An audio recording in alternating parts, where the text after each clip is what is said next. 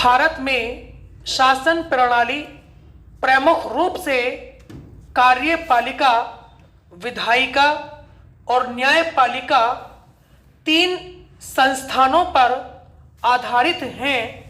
ये तीनों राज्य के तीन अंग कहलाते हैं और संविधान में इनकी भूमिका एवं जिम्मेदारी को भली भांति परिभाषित किया गया है। इस व्यवस्था के अंतर्गत राज्य के तीनों अंगों के बीच अधिकारों का विभाजन सुनिश्चित किया गया है। संविधान में व्यवस्था की गई है कि प्रत्येक अंग अपने प्रभाव के दायरे में रहें और दो अंगों को अतिक्रमण करने से रोकें।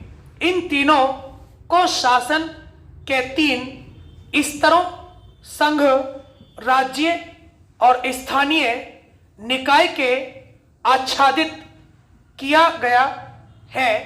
संविधान के अंदर 17वीं, 11वीं, 12वीं अनुसूचियों में तीनों स्तर की जिम्मेदारियों का सीमांकन किया है। इनमें से दूसरा स्तर विशेष रूप से महत्वपूर्ण माना गया है क्योंकि आम नागरिक को प्रभावित करने के अनेक विषय शिक्षा, किराया नियंत्रण, भूमि अधिग्रहण, पुलिस, जन स्वास्थ्य, स्वच्छता और विद्युत से संबंधित राज्यों के अधिकार क्षेत्र में आते हैं।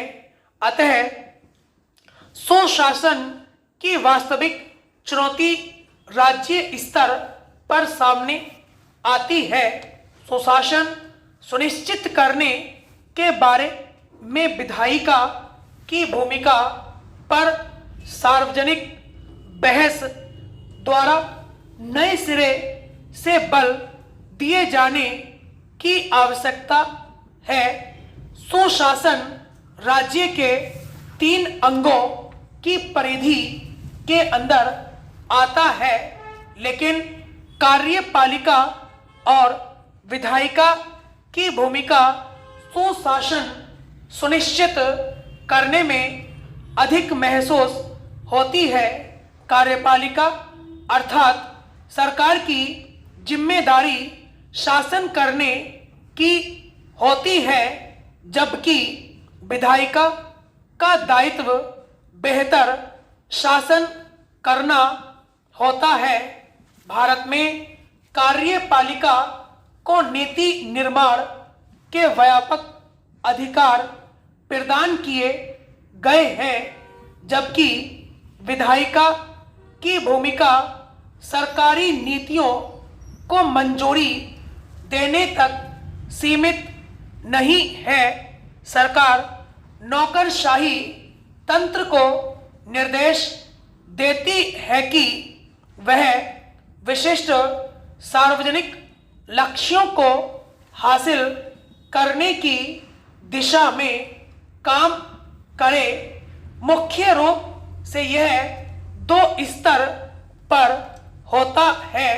पहला नीति तय करने के लिए, दूसरा कानून बनाने के में किया जाता है। जहां तक मैं समझता हूं, देश में नीति और कानून ज्यादातर नौकरशाहों और व्यवसायियों द्वारा तैयार किए जाते हैं। विधायिका की जिम्मेदारी विधानों का पुनरीक्षण करने और यह सुनिश्चित करने की है कि कानून लोगों की रुचियों को ध्यान में रखकर तैयार किए जाएं। विधायिका सरकार पर नियंत्रण रखने और चौकसी, पारदर्शिता और जवाबदेही सुनिश्चित करने के प्रति भी जिम्मेदार है। सुविचारित नीतियां और कानून सुशासन की कुंजी होते हैं और कानूनी गलतियों को बन जाने के बाद दुरुस्त करने की बजाय उनके निर्माण के समय विचार विमर्श के दौरान दुरुस्त करना अधिक आसान होता है।